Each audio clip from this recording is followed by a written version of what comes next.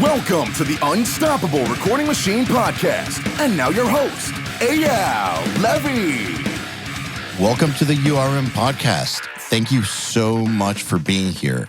It's crazy to think that we're now on our 5th year, but it's true.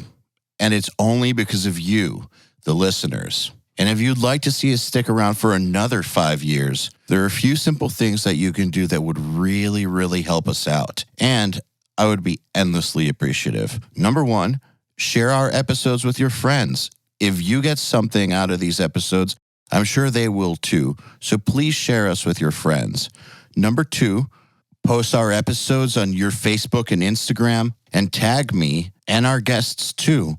My Instagram is at EYAL Levy URM Audio. And let me just let you know that we love seeing ourselves tagged in these posts. Who knows, we might even respond. And number 3, leave us reviews and 5 stars, please, anywhere you can. We especially love iTunes reviews. Once again, I want to thank you all for the years and years of loyalty. I just want you to know that we will never, ever charge you for this podcast, and I will always work as hard as possible to improve the episodes in every single way possible. All I ask in return is a share, post, and a tag. Now let's get on with it. Hello, everybody. My guest today is somebody that I am very, very proud of. He's been on before. I'm glad that he got to come back. His name is Kevin Mccombs, and he's an engineer based out of North Hollywood, California. He's a longtime URM student who's gone from working in the aerospace industry to being a local studio owner in Jacksonville, Florida, to engineering major label records with producer Colin Brittain.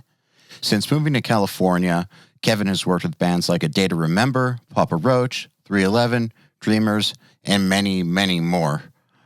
I've watched this kid go from literally kind of nothing, just a talented URM student, to being a real player in the real game, and I couldn't be prouder of him. Those of you who are listening, who are thinking to yourselves, I live in a small town. I don't live in LA. I don't live in Nashville. I don't know how I'm going to do this, but I want to do this. This is an episode for you, because this is the story of someone who was in your shoes, who is now living the dream. I introduce you, Kevin Mccombs. Kevin Mccombs, welcome back to the URM podcast. Thank you so much for having me. Yeah, it's a miracle that we're doing this, isn't it? Yeah, we were 0 for 3. 4th time's the charm, I guess. Yeah, this is officially the most times that I've had failed podcast attempts for one episode. The most before was 2. Well, it's an honor, truly. I thought today was going to be shot as well when Skype started acting up. But we persevered. But here we are. And here we are. Yeah. That's right. That's the motto here, is persevere. What, it's been like 2 months that we've been trying. Yeah, since the beginning of this quarantine, basically. Yeah. And right now it's what, June 6th? It is the 7th. 7th? Which is coincidentally exactly 2 years from the first podcast that we did. It is? It is. Well, happy birthday. Oh, thank you. Well, lots changed in 2 years. It has indeed. You hadn't even moved to LA yet, right? No, I had just started my local Florida studio at that point. I had just made the jump to full time. That was only 2 years ago? That's correct. Man, things have changed. Yeah. So at that time, did you foresee anything that came next? Not really. I kind of fully expected to grind it out by myself in Florida for a very long time and try to build what I could out of Jacksonville and a local music scene and try to climb my way up, getting bigger and bigger projects. But it all kind of changed at once when I got a phone call from Papa EYAL. So yeah, I'm glad you didn't embarrass me. Yeah, no kidding. Yeah, I just got to say thank you, because whenever I vouch for people, it always fills me with dread. It's one of those things where, especially with recording schools, like when they try to get people into gigs, my experience is that everyone that they send me is useless.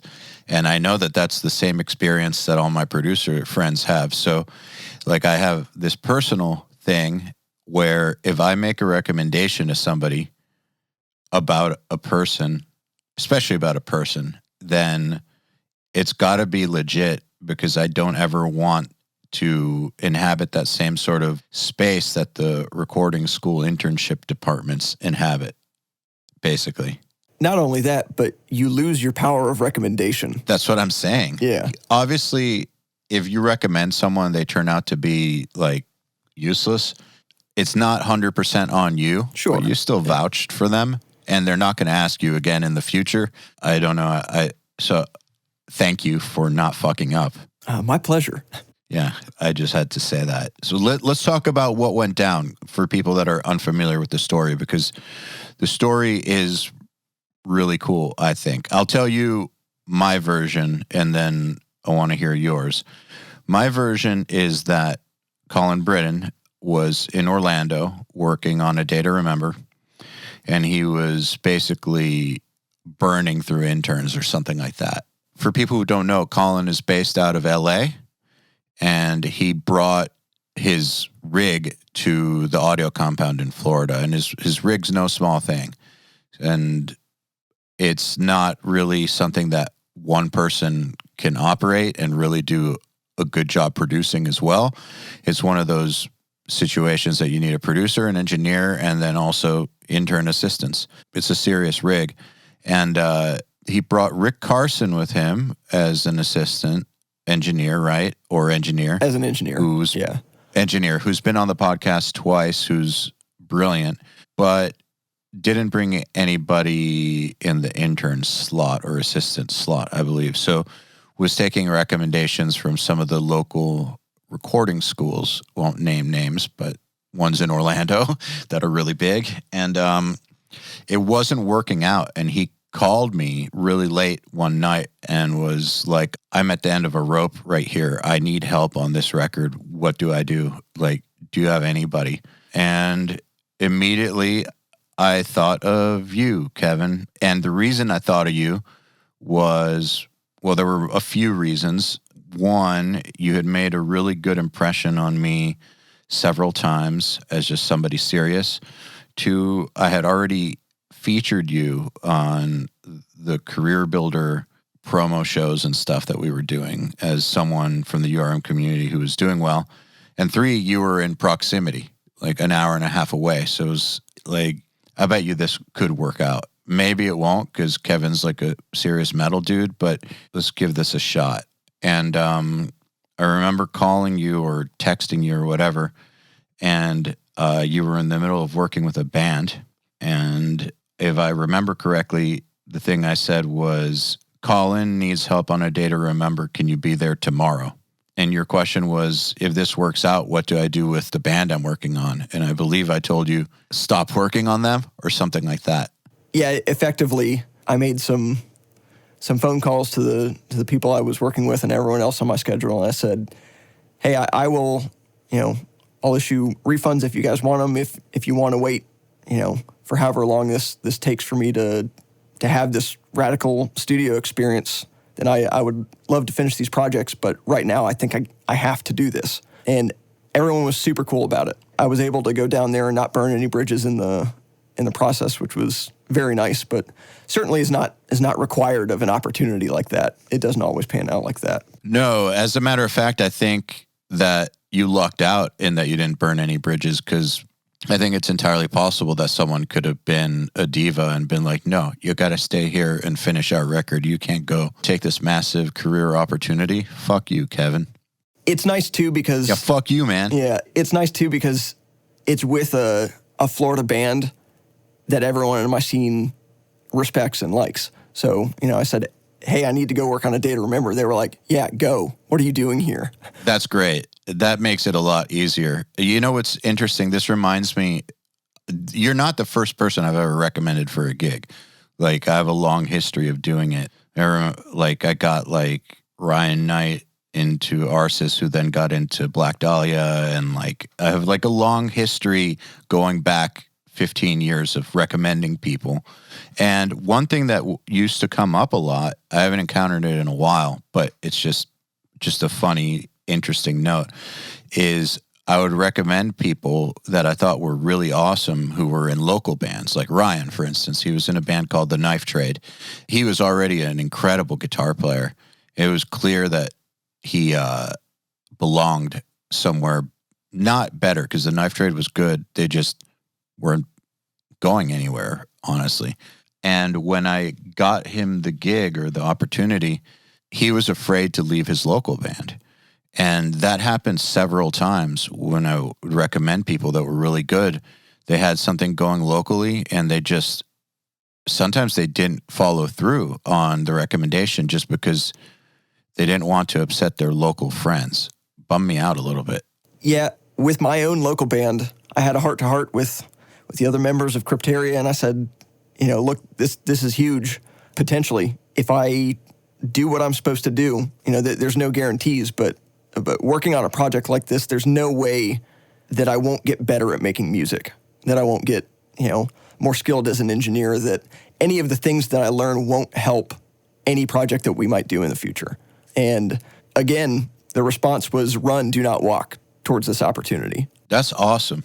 That's great. Again, it's surprising. That's also what I used to tell people is if people in your band are weird about it, they might be weird about it at first because it's a shock. But if you reason with them, there's no reason for why they should have a problem with it, because all that's going to happen, whether it's like you getting with Colin or somebody getting into a bigger band, it's like you're going to get a bunch more contacts. You're going to learn how everything's done. And if this project stays together, it's only going to benefit as a result. And I think that most reasonable people would understand that. Absolutely. So what happened then? Tell me about it from your perspective. So following that phone call. Well, let's start with the phone call. What's going on when I called you, and then what was it like on your end? It was interesting and very timely that I got that call from you, because I had been in talks with my mentors and friends literally that week about sort of feeling like I had plateaued a bit after having run my studio for a full year and not really knowing what to do, if I should seek an internship, or I don't even think audio school or anything like that was on my mind, but I needed to do something to get out of stagnation and keep pushing myself. And lo and behold, I received the phone call from you. Serendipity is the only word that I can use to describe the situation, but I got the call and then I wiped my schedule. I called, my close friends and family, and I said, look, I got to do this. Something really significant just happened.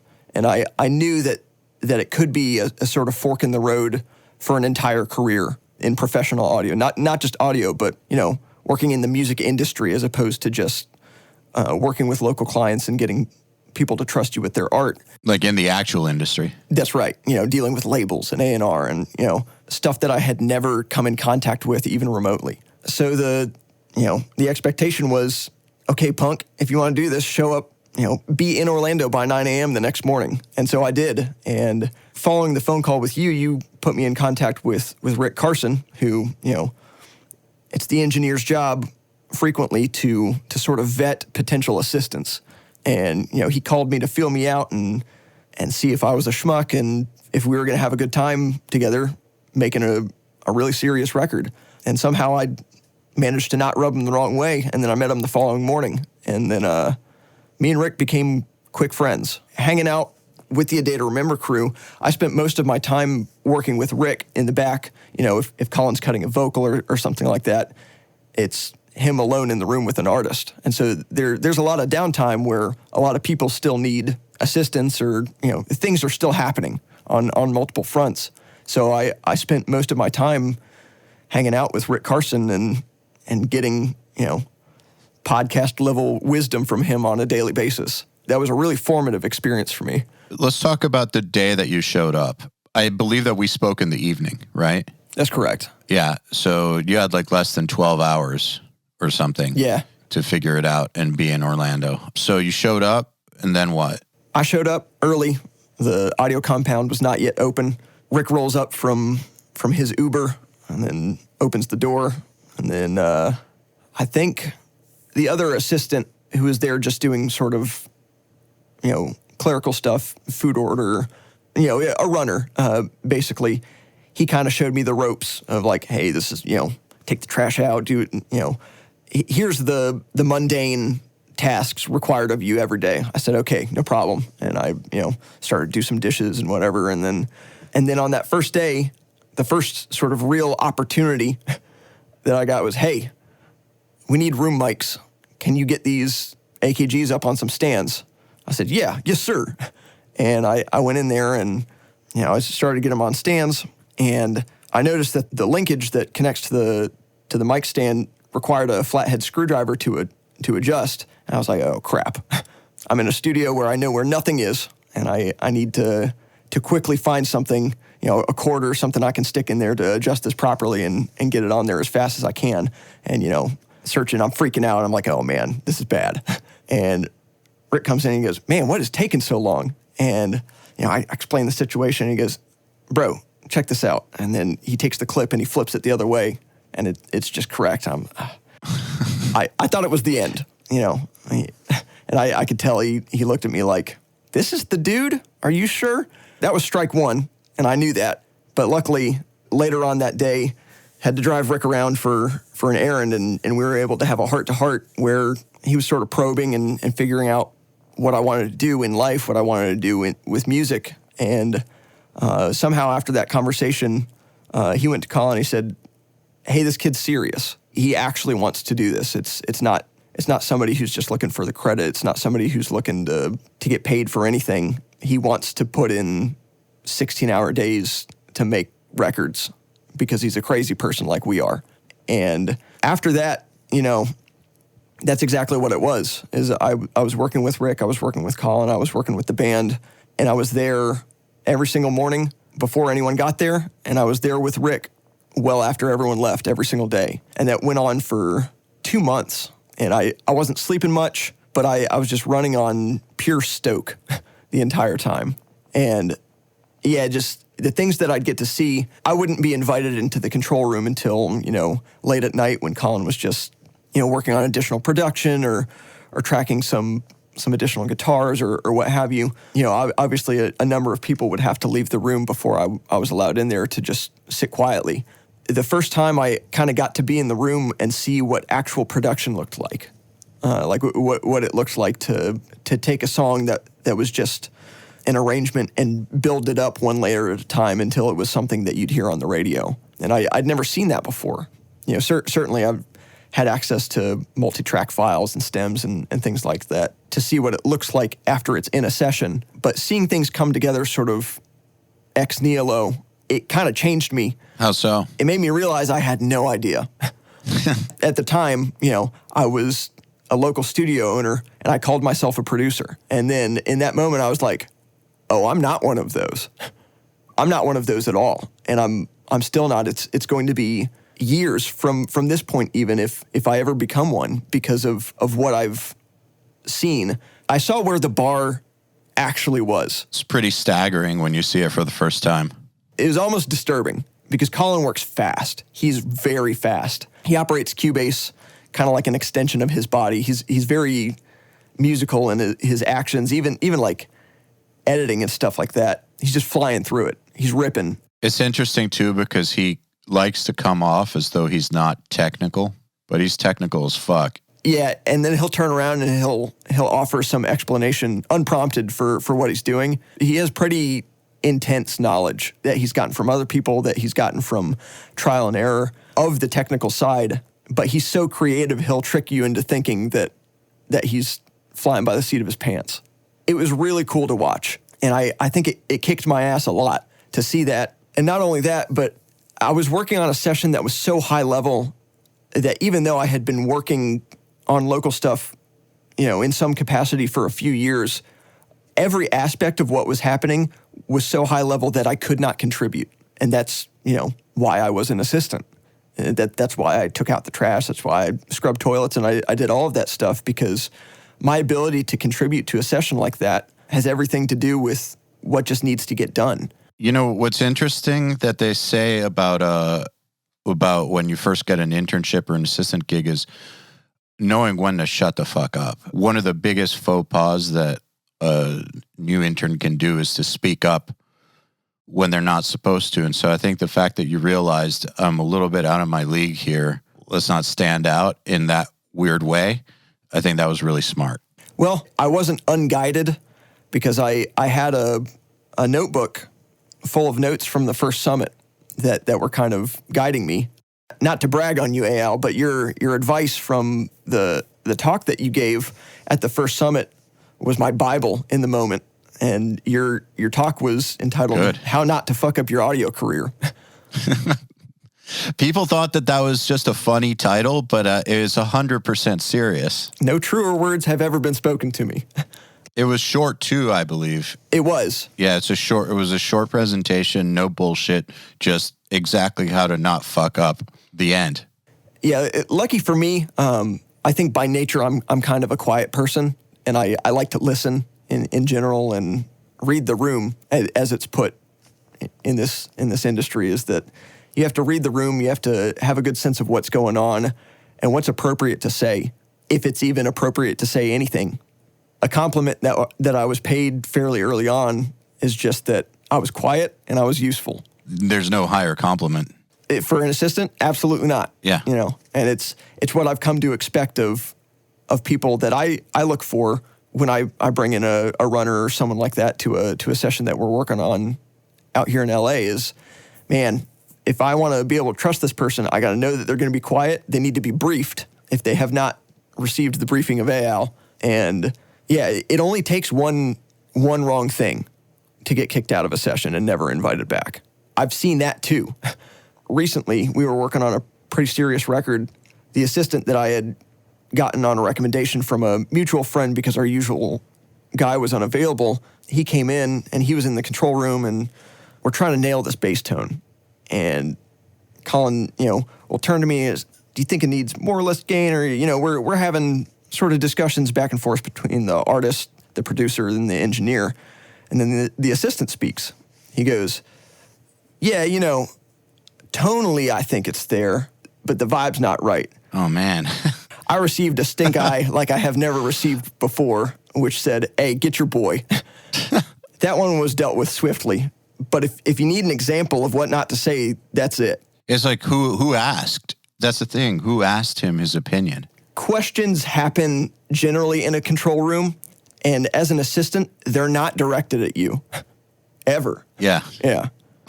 Unless they're specifically directed at you. Right. When that happens, be careful what you say.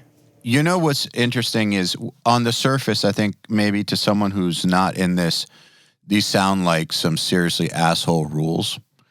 But once you're in it, you understand why they're there. For instance, when you're working with an artist, high level or any level, but especially high level, there's a lot on the line.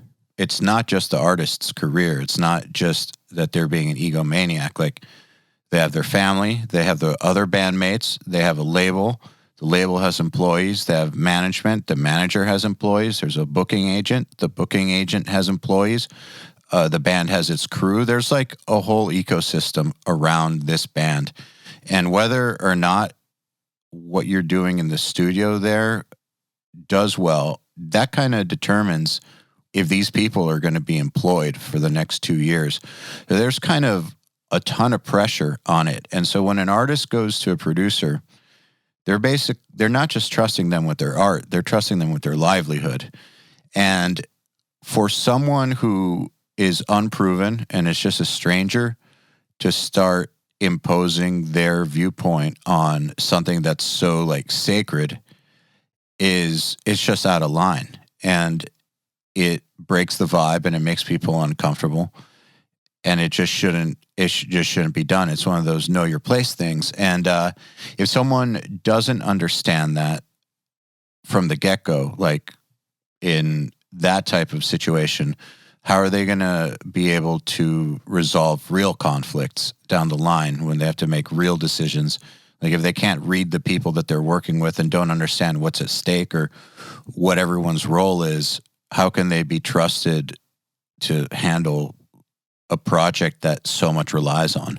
It's not only that, but a thought that I have kind of constantly is, if you feel compelled to contribute anything to the situation, consider the fact that the room is filled usually with a small number of people, and every single person in there in some capacity, other than you, the assistant, has worked on and been a significant part of music that has captivated millions of people.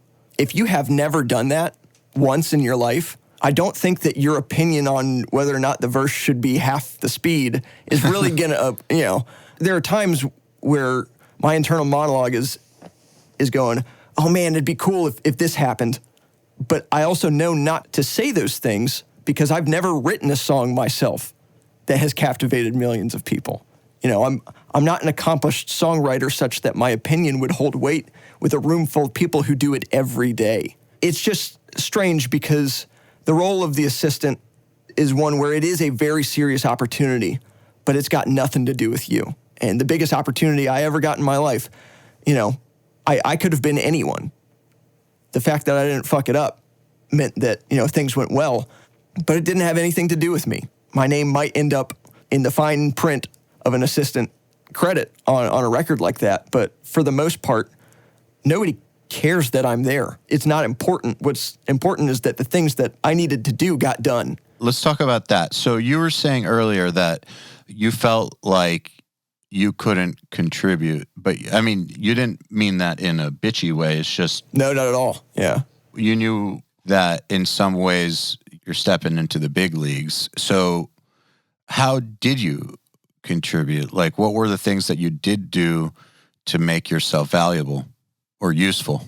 I did anything that was asked of me. Or if I saw that there was a problem, peripheral to the session within my means to fix, I took it upon myself to offer. So, having experience in the aerospace industry and with, technical wiring and stuff like that, there was a lot of tinkering going on in the back of the warehouse where, guitar pedals were being built and a Marshall was being wired by hand by Neil Westfall. And I said, hey, man, I can help with that. They said, really? I was like, yeah, let me get in here and I'll solder together a few of these buttons or anything that gives you trouble, let me know and I'll help you out. And they were like, dope. This is something that's useful, even though it has nothing to do with, the recording that's right in front of us.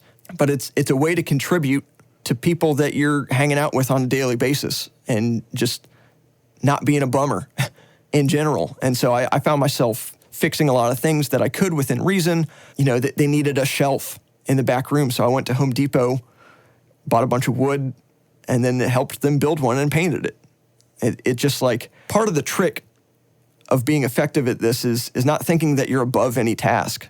Is that if you're capable of doing it and it needs to get done, then why isn't it done yet? It's a good way to look at it. Their entire crew came in at one point for rehearsals.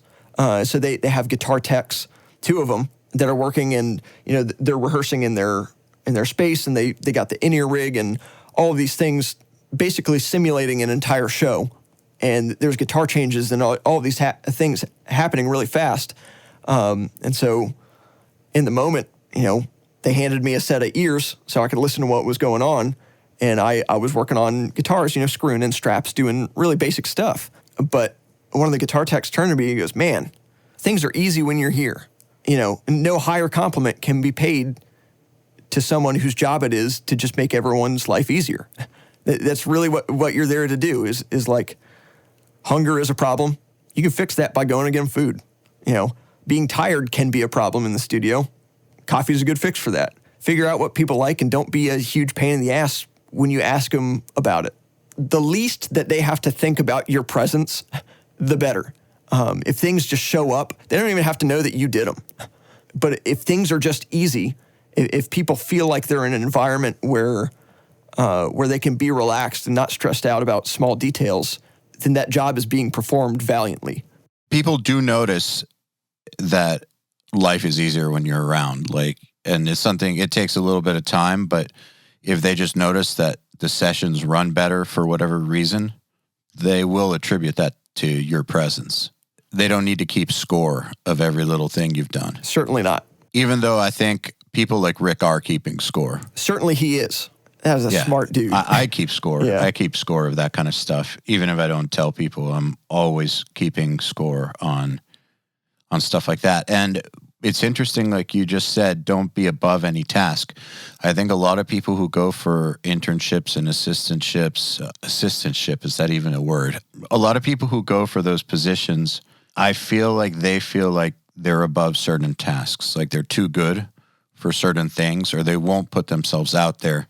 Like maybe they'll do the basic rounds of shitty tasks that they're given, but they won't do extra ones because the goal is to be done doing the shitty tasks as quickly as possible, which I think is like a serious mistake. Absolutely. Yeah.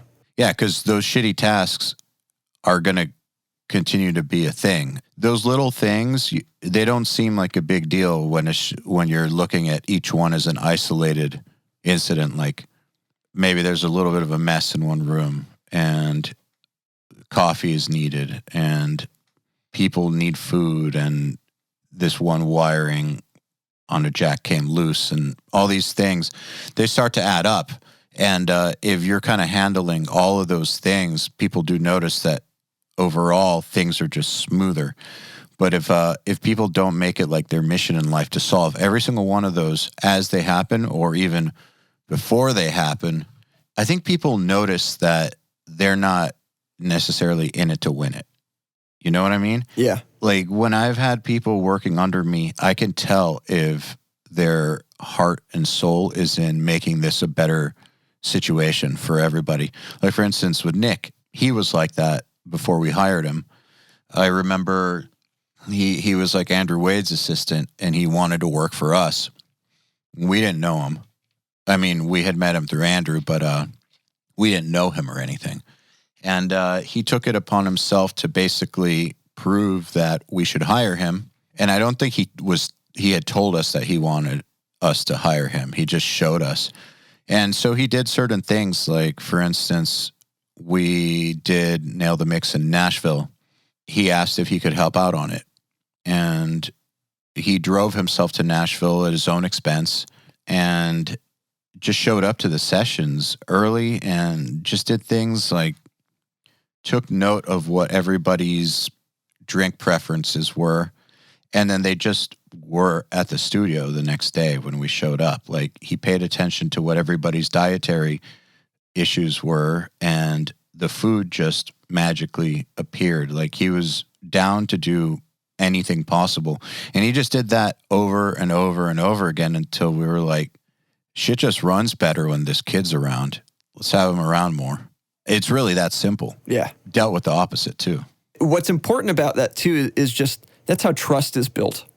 If they can trust you to handle menial tasks and you just knock it out of the park repeatedly every single day, it becomes easier to see how giving you more training, doing serious audio work would pay off for them.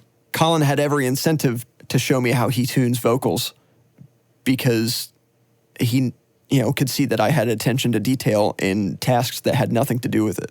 Yeah, it's just like with Nick. He didn't know anything really about video when we hired him. We just felt like it would be a good investment to give him that slot and just help him get better as he went because we believed in him. We've worked with video guys that were far more skilled than him at the time who were just a nightmare to work with. I think you know some of them. And like we could have easily gone with somebody like that who already knows their shit, but we decided to invest in the person with the winning personality. That's the way to do it. And I think good producers, good engineers who, when they're looking for people to hire, they're looking at the character of a person because you can always teach somebody a skill. The skill part, it's not that it's easy, but that is the easy part. You can't teach somebody how to be the right kind of person. Right. But you can teach them how to tune vocals. Absolutely. Yeah. And you don't want to waste your time teaching the wrong kind of person those kinds of skills for several reasons. So the first day you were there, didn't they make you wait for several hours? I seem to remember you telling me that you got there and then you had to sit on a couch for like 6 hours or something. That sounds right. I spent a lot of time in that kitchen just waiting to be needed. A lot of that is kind of a blur to me. Just sitting there trying to learn the ropes, not overstep, not ask too many questions, and jump at any opportunity to do anything useful. That's what the first few days were like. It was really stressful. I was stressed out of my mind to do any basic task. Hey, go to Chipotle in a city where you're not from. And it's like, oh crap, I got to find out where the closest one is, and end up several miles down the road because I went to the wrong one, and the order's messed up, and oh god, geez, being an assistant's so hard because before you're in the flow of things and you can realize that the people that you work with are just creatures of habit, that you can start to predict these things and head them off at the pass. You have to learn the wants and desires of everyone around you. And before that information is known, it's kind of a whirlwind of an experience, compounded with the fact that the brain is telling you how important this is telling you, it's adding pressure. Yeah, it sure is. It's like the first time I was in the room and Colin handed me a guitar and he said, "Hey, tune this." I have tuned a guitar plenty of times in my life after having, played guitar for well over a decade.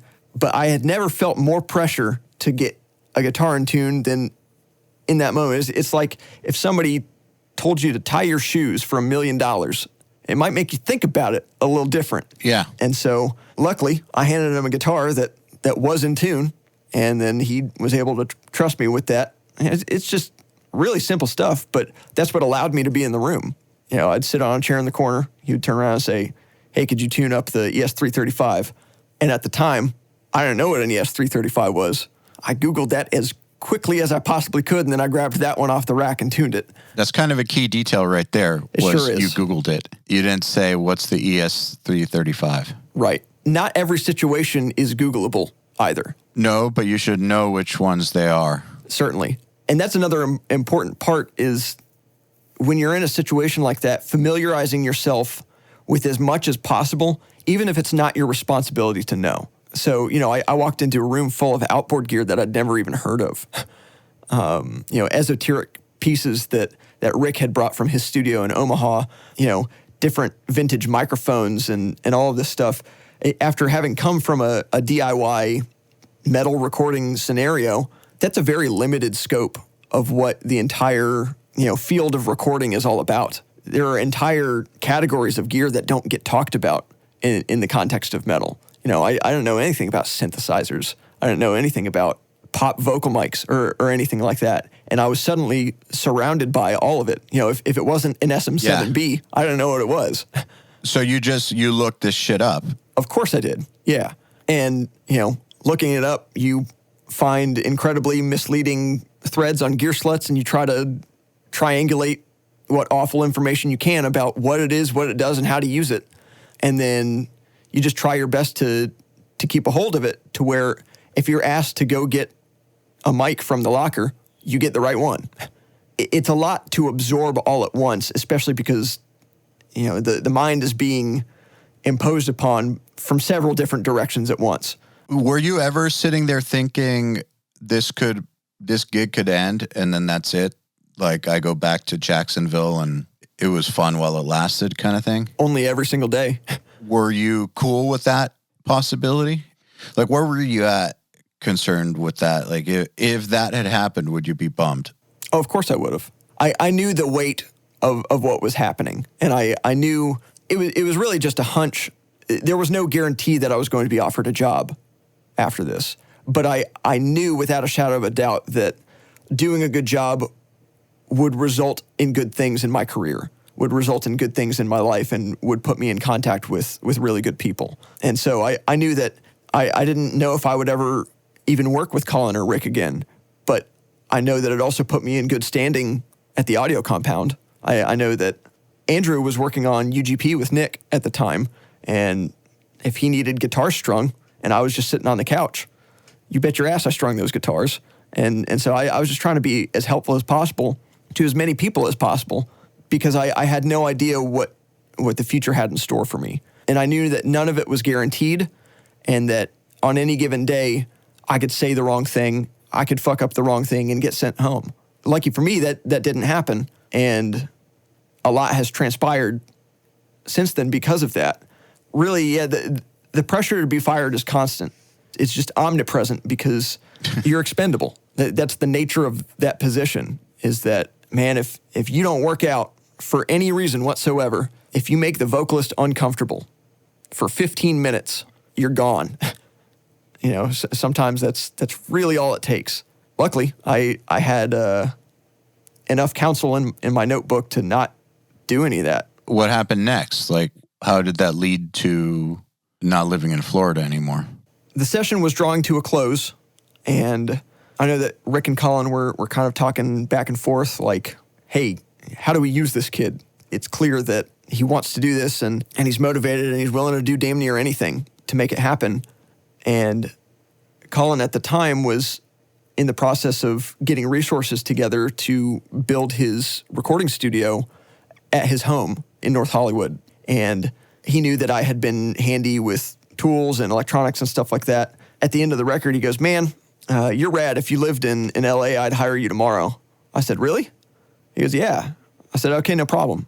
And so I said, just give me like a month or 6 weeks to button up everything I have to make some money to be able to come out there, and then I'll be there. He said, "Cool. Well, then you're going to help build my studio. You can crash on the couch at the steakhouse if you need to for a while to hit the ground running. But for the most part, I'll have you do construction or whatever you need to do to be a part of this." And that's exactly what happened. I worked for 6 weeks in my home studio. I had the most successful 6 weeks I had ever had in my career, and then I left, showed up, and then started to work on construction for 10 hours a day. And then I would go to the studio and help finish out assisting on whatever sessions were happening. And then he would start to teach me stuff and then showed me how to tune vocals. And as soon as I knew, I had to, spend the other 6 hours of my working day tuning vocals at night and then repeating the process. And that went on for about 3 months, where I was working with a world-class studio builder named Alan Hugg, who was one of Rick's friends from Omaha. And that guy helped me tremendously as well, just in terms of acclimating to the West Coast. I had never even been to California before. I had never even really dreamed or thought I would end up here, because I think it's easy to consider yourself outside of that ecosystem entirely when you work in metal. I just thought to myself, well, I got this Florida thing. Florida death metal is a thing, so I think I could probably have a career there. So I never even considered working in a different city, unless it was like Montreal or someplace that was known for metal. How much of a culture shock was it to suddenly go to California and just be out of your element living on a couch? I mean, it was violent. It's the hardest thing that I've ever done, in terms of the adage that you're a combination of the 5 people that are closest to you. Overnight, those 5 people changed. I still have friends from back home, but I left an entire life behind. My studio in Florida is still intact with every piece in it just sitting there. Nobody's really using it. I just left. It was hard, not in the sense that I had any regret for anything, but hard in the sense that I didn't have a safety net. It was a different ball game to get fired from California than it was to get fired from Orlando. Yeah. And California has a way of chewing people up and spitting them out. Let's talk about LA rent for a second. If you're mediocre in this place and you can't hang, then you will not survive. And I've been very, very fortunate that Colin brought me under his wing and has showed me everything that he has, and that we've gotten a great working relationship together. That's the only way to survive out here is to learn how to do the work and then start doing it. And lucky for me, the construction gig and general usefulness at the beginning end of my stay here sort of made it okay that I wasn't good enough at audio yet, that I still had, and I still do. I have years ahead of me to becoming the person I need to be to engineer for anyone in the world. The skills part is almost less important than the overall character part. I mean, granted, you have to have a certain level of skill and a certain level of ability to pick up skills. If you're getting hired to be an assistant, nobody's expecting you to know as much as the boss. That's correct. Yeah. Yeah. So that goes with the territory. As a matter of fact, if you know as much as the boss and you're getting hired to be an assistant, something's wrong. Right. There's a problem with that situation. That would make me suspicious. Like, say I was hiring an assistant and they were like on my level in terms of knowledge, I'd be wondering what went wrong. Like, what's up with this person that they're not the ones doing the hiring right now? And I don't mean that as any offense to anybody, but that's kind of the way the world works, especially in this, is the further you go, the more knowledge you accumulate, the more of a master of the field you become.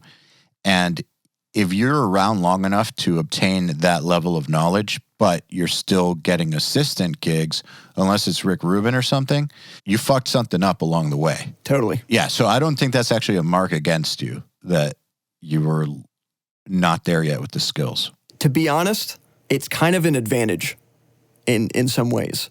Because if you come into a situation where you have a lot of knowledge and experience, there are opportunities for assistance that you would not get as an engineer. Simply in virtue of, being around at the steakhouse, I've been able to be a coffee runner for high-level sessions simply in virtue of being around. And then I, get to see what Rob Cavallo is like producing a vocal. I get to see what he's like when he's working with an artist about song structure. And I don't think there's any way I would get to see those things if I was already a producer in my own right. You're absolutely right that the sentiment would be, number one, what's wrong with this guy? He's already made successful records. Why is he running coffee for us? Yep. And number two, people are much more likely to allow you to absorb information if you're green, if they can tell that you're not a threat to them in any way, that you're not there to steal Willy Wonka's secrets from the factory. And I think that there's something to be said about being the low person on the totem pole for a while. It gives you the opportunity to appreciate the opportunities that you get and absorb everything that you can whenever it comes your way, because it's not going to last forever. Eventually, you're just going to be working. You're just going to be working on whatever you're doing. And, you become an engineer or a producer yourself, and then you're off to the races on whatever you're capable of working on. Yeah, and you can't stay an assistant forever. No. Like that too. If it's been 5 years and you haven't moved up, they're also going to start thinking, what's wrong with this guy? Right. It's like spending too many years in college. It's the 7th year, man. You should probably finish your thesis, I would think. It's exactly like that. So you have to make sure to make the absolute most out of the time that you do have in those formative years. Right. Hey, everybody. If you're enjoying this podcast, then you should know that it's brought to you by URM Academy. URM Academy's mission is to create the next generation of audio professionals by giving them the inspiration and information to hone their craft and build a career doing what they love. You've probably heard me talk about Nail the Mix before, and if you're a member, you already know how amazing it is. At the beginning of the month, Nail the Mix members get the raw multi-tracks to a new song by artists like Lamb of God, Angels and Airwaves, Knock Loose, Opeth, Meshuggah, Bring Me the Horizon, Gojira, Asking Alexandria, Machine Head, and Papa Roach, among many, many others. Over 60 at this point. Then at the end of the month, the producer who mixed it comes on and does a live streaming walkthrough of exactly how they mix the song on the album and takes your questions live on air. And these are guys like TLA, Will Putney, Jens Bogren, Dan Lancaster, Tui Madsen, Andrew Wade, and many, many more. You'll also get access to MixLab, which is our collection of dozens of bite-sized mixing tutorials that cover all the basics, as well as Portfolio Builder, which is a library of pro-quality multi-tracks cleared for use in your portfolio, so your career will never again be held back by the quality of your source material. And for those of you who really want to step up their game, we have another membership tier called URM Enhanced, which includes everything I already told you about and access to our massive library of fast tracks, which are deep, super detailed courses on intermediate and advanced topics like gain staging, mastering, low end, and so forth. It's over 500 hours of content, and man, let me tell you, this stuff is just insanely detailed. Enhanced members also get access to one-on-ones, which are basically office hour sessions with us, and Mix Rescue, which is where we open up one of your mixes and fix it up and talk you through exactly what we're doing at every step. So if any of that sounds interesting to you, if you're ready to level up your mixing skills in your audio career, head over to urm.academy to find out more. So also when you moved out there was no guarantee that you wouldn't just get sent back to Florida right away. Absolutely. I mean, you did talk about getting fired from California, but you didn't have a contract with Colin or anything, did you? You just went there. There wasn't even a discussion about wage, really. Okay. There was nothing in writing. There's still nothing in writing. It was just, hey, can you do this? Because I need help. And emphatically, yes. yes, I would love to help in any way that I can. So there's something about the music industry that people need to know is that contracts are great and stuff, especially when you're dealing with a big company or something, when you're dealing with organization to organization. But even then, the contract's only as good as your willingness and ability to enforce it. And if you think that the person's going to be shady or that you will need to enforce it, it's probably better to not even get in bed with them anyways in the first place. So in some ways, the contracts they're only there for like the worst case scenario.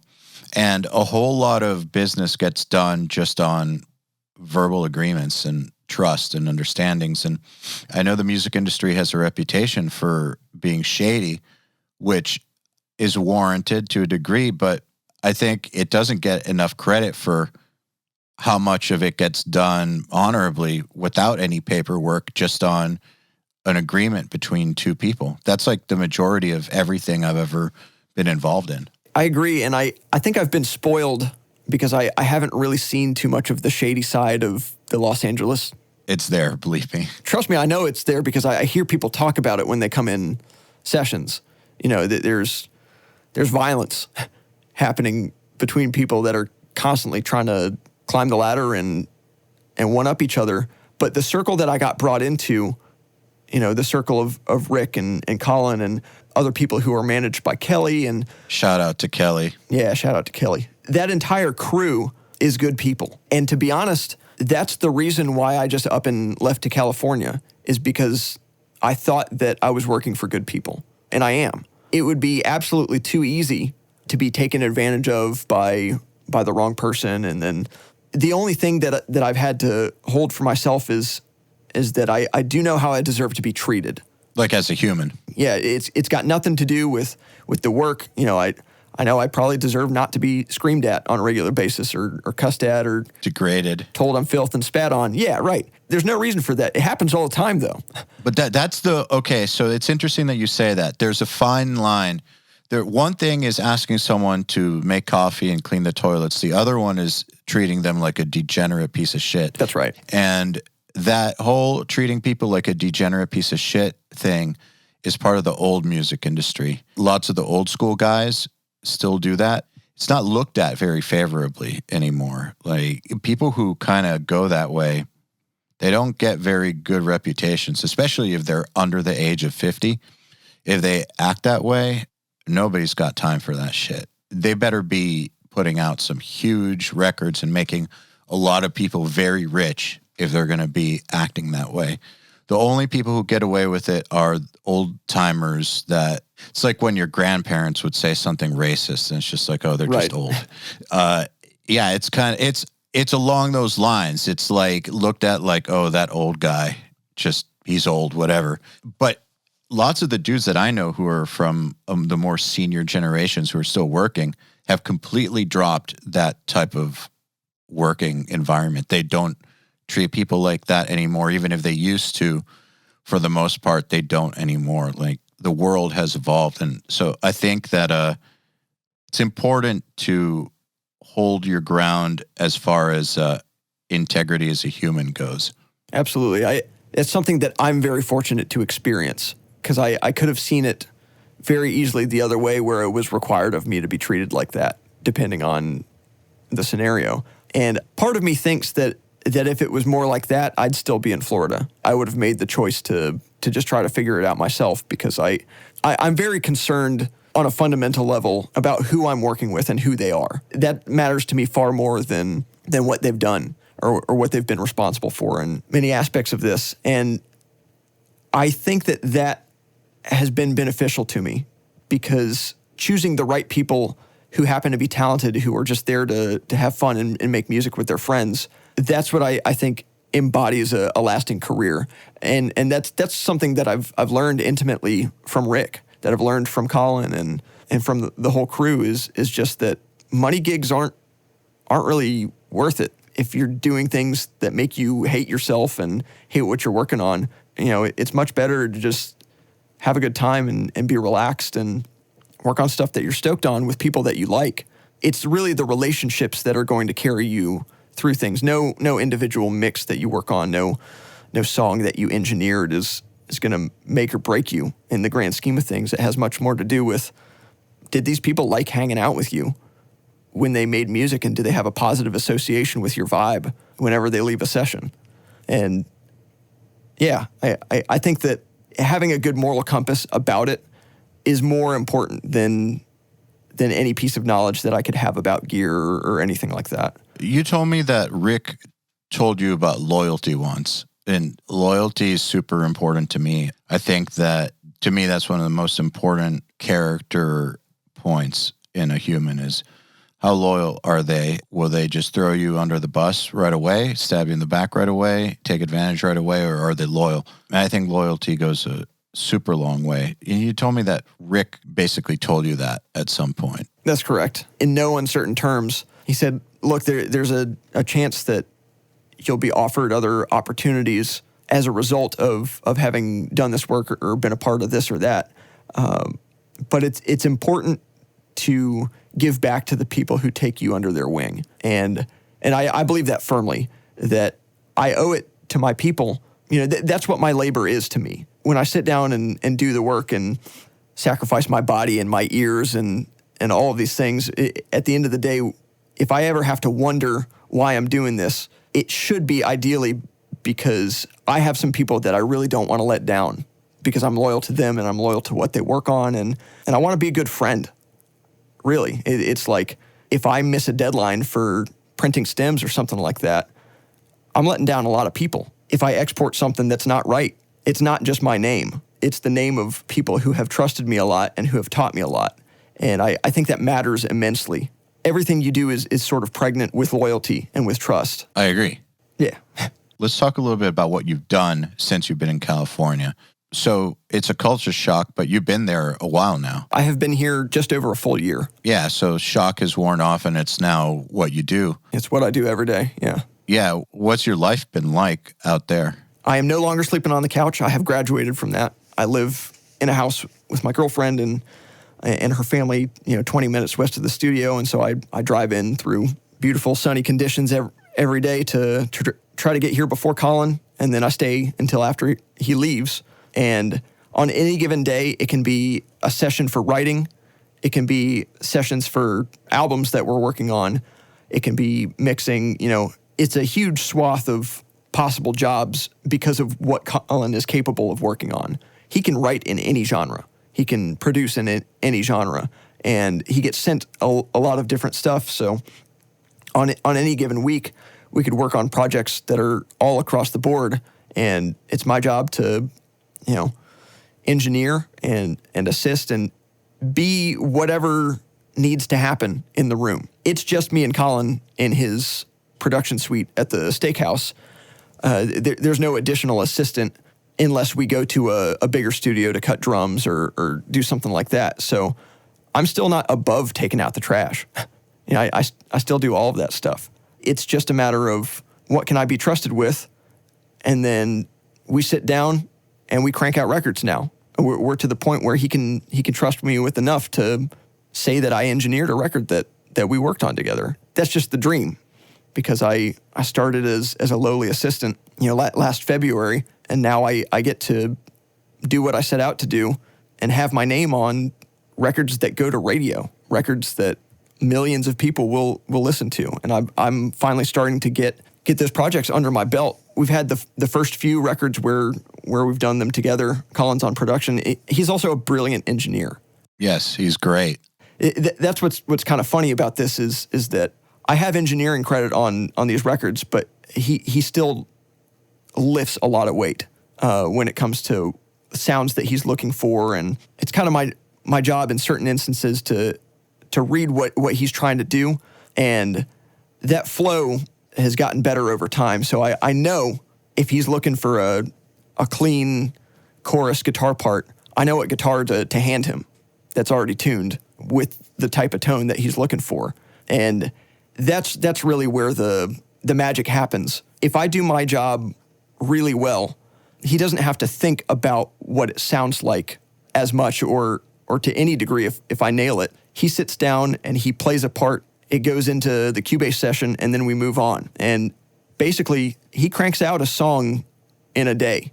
They will sit down with nothing, no stems, nothing to drop into the session. It starts with a blank template, and by the end of the day, you have a song that mostly sounds mixed, and barring a few tweaks, can be ready to do some damage in the world.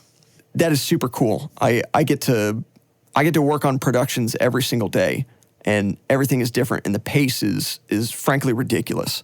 I was trying to add it up the other day, and there's no way that I've worked on fewer than 150 or 175 different songs since I've been here. That's craziness.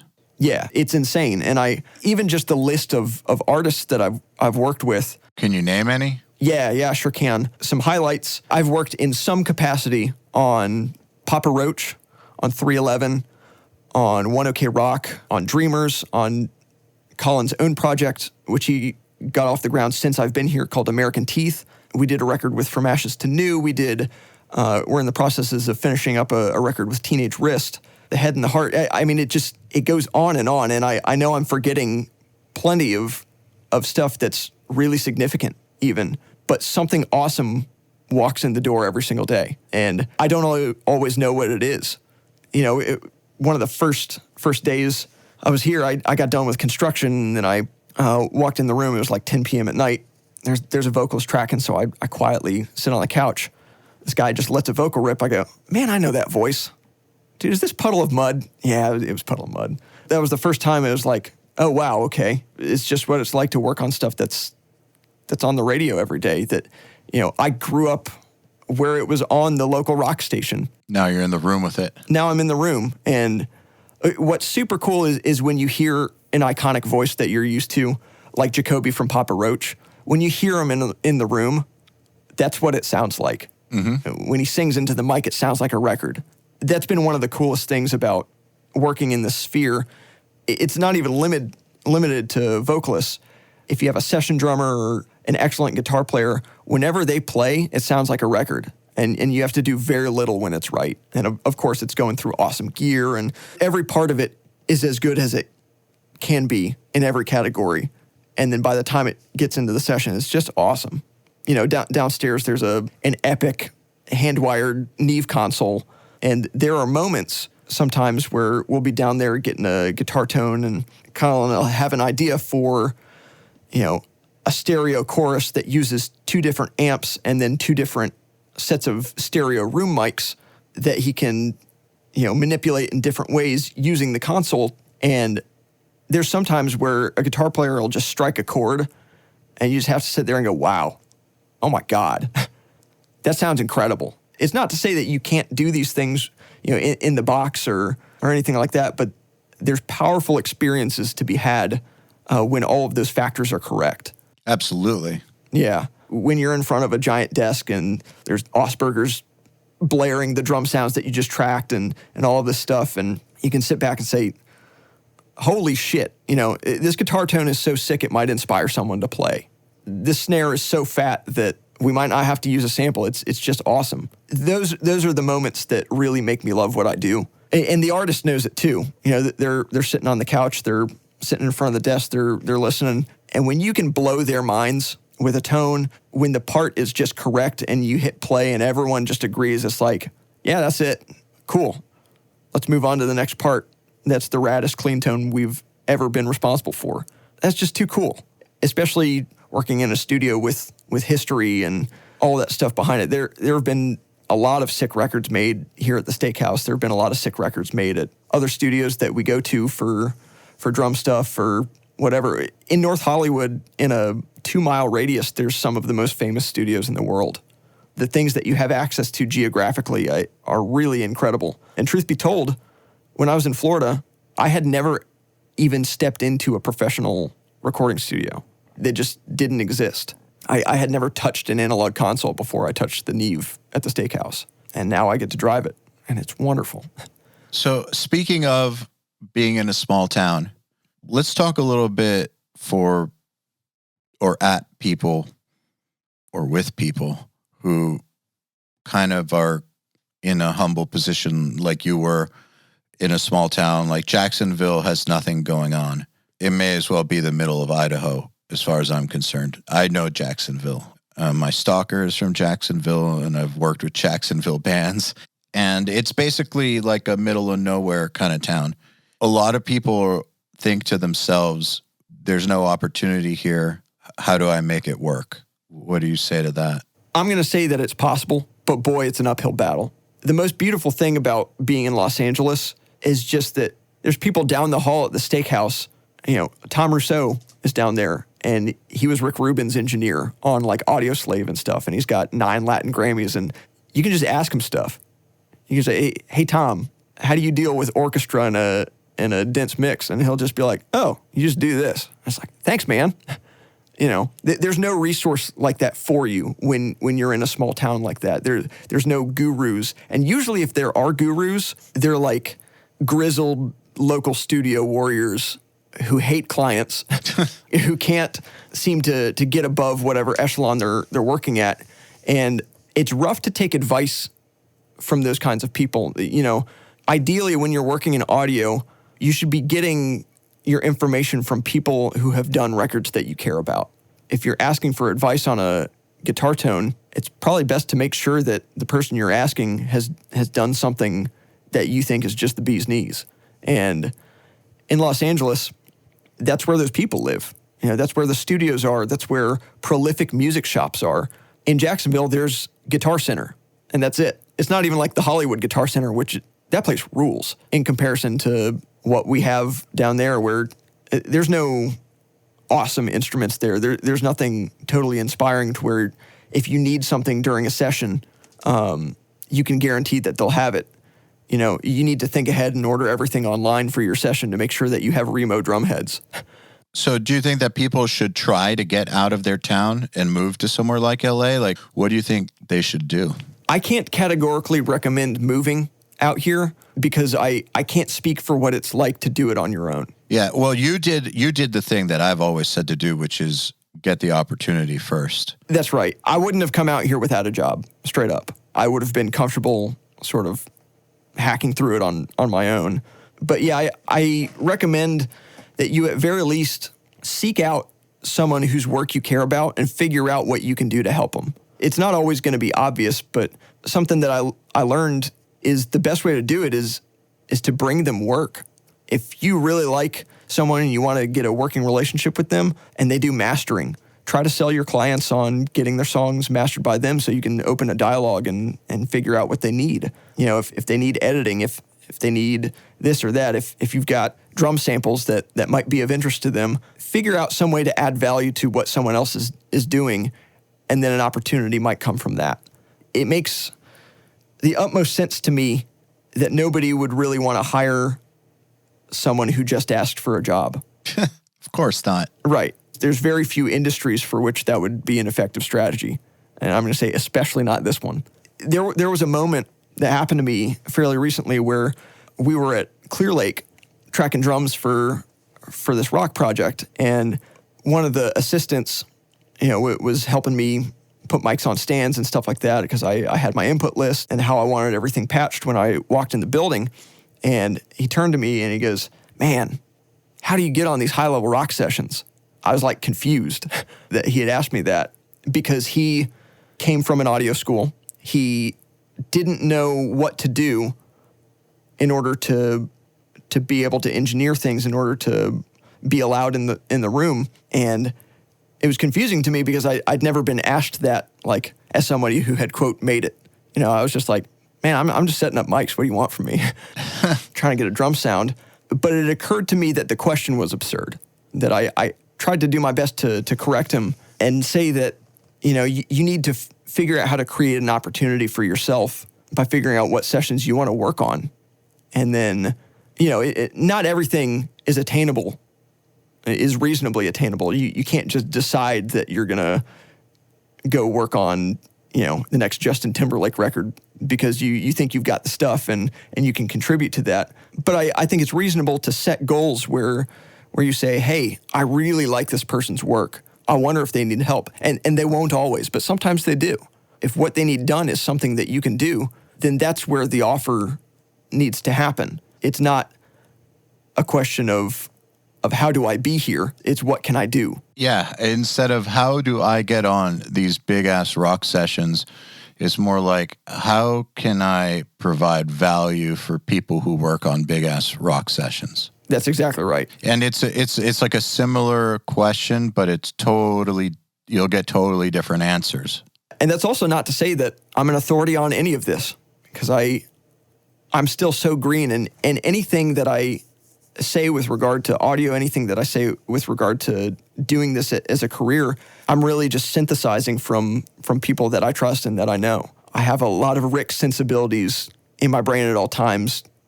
I have a lot of wisdom that Colin has told me. I have a lot of stuff that I've gotten from you, stuff that I have written down in my notebook that I keep with me for every session that I'm on. And it's just a matter of trying to take all of that information. And it can be information that you get on the internet from people that you don't even know, that don't even know you. But I think that keeping all of those things together and using that kind of as your compass is the most useful thing that you can do if you're looking to work on things that are bigger than you're capable of. Yeah. The more you make it about other people and the less you make it about you, the better off you're going to be, I think. That's right. It's like a long play way of getting yours, I think. Because, I mean, at the end of the day, we had to look out for ourselves. But I think that in order to truly look out for ourselves, what we need to do is make as positive of an impact on other people as possible. And then, as a result, they'll take care of you, basically. That's correct. What's next? You just see yourself doing this as long as it plays out, basically? That's the discussion that I had my yearly self-performance review. It's like, okay, that was a lot. You know, where do I stand? What do I even want to do? And I've had these discussions with Colin and with Rick and with Alex Prieto, who also has a room at the steakhouse, who I love dearly. I love him too. And without being annoying, I try to poll my council members and see, man, what do you think I should do? Should I start building my own rig? Should I start doing this or that? And Rick's advice has stuck with me recently. I was like, man, if I want to get a vocal chain, what should I buy? Because he is the guru of gear. And he goes, well, dude, what do you want to specialize in? And I hadn't really thought about it in those terms, because I think there's a lot of pressure to be good at everything these days because of the job of what's expected from a producer. That's also my somewhat distorted view, because Colin can kind of do it all.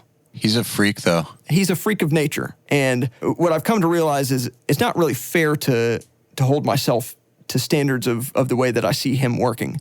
And that I do need to figure out what I really like doing, what I'm good at, and what I can do to make awesome records. And I think that as it stands, I trust myself to track guitars on a record. I trust myself to set up a drum kit and have it be reasonably slamming by the time he walks in the room. I trust myself to edit a record. I trust myself to tune vocals for anyone. But that doesn't answer the question of, well, do I actually want to be a producer? Because at present, I'm a budding engineer. I'm not even involved in the creative process of structuring music and determining the arrangement and deciding what should be in it. I think, too, that there's a lot of different breeds of producers. There's the Rick Rubin style where he doesn't drive the console at all. He sits on the couch and has prolific thoughts about the music. And he hires the right team. That's right. I'm going to say that is more rare or disappearing increasingly because of how quickly things are working, and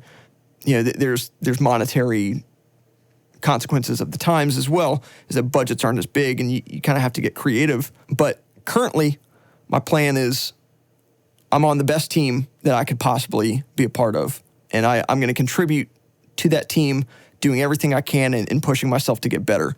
On my hit list is I'm going to start taking vocal lessons and I'm going to start taking piano lessons, because there's no way that learning those things won't help you track. Even if you're not the one doing it, understanding how to coach a cadence out of a vocalist is something that you have to experience for yourself.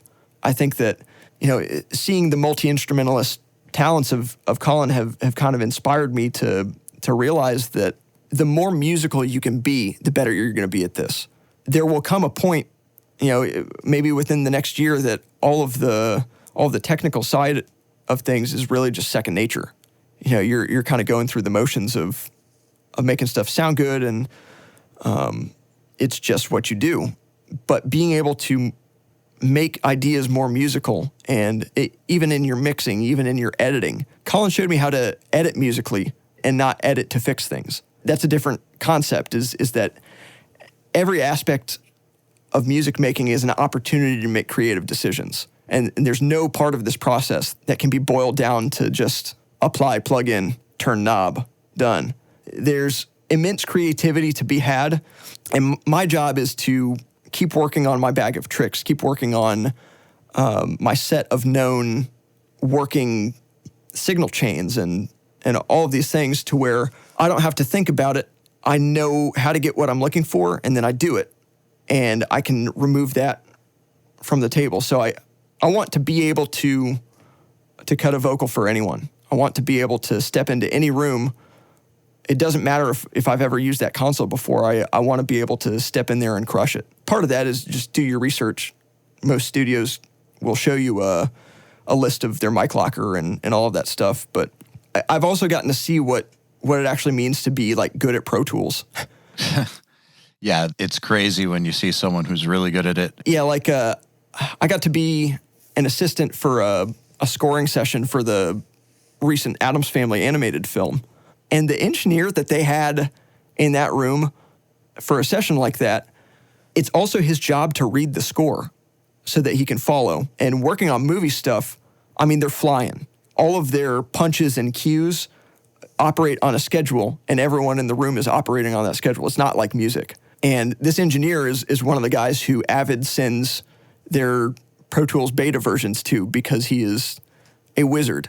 He can just operate an entire session without touching the mouse.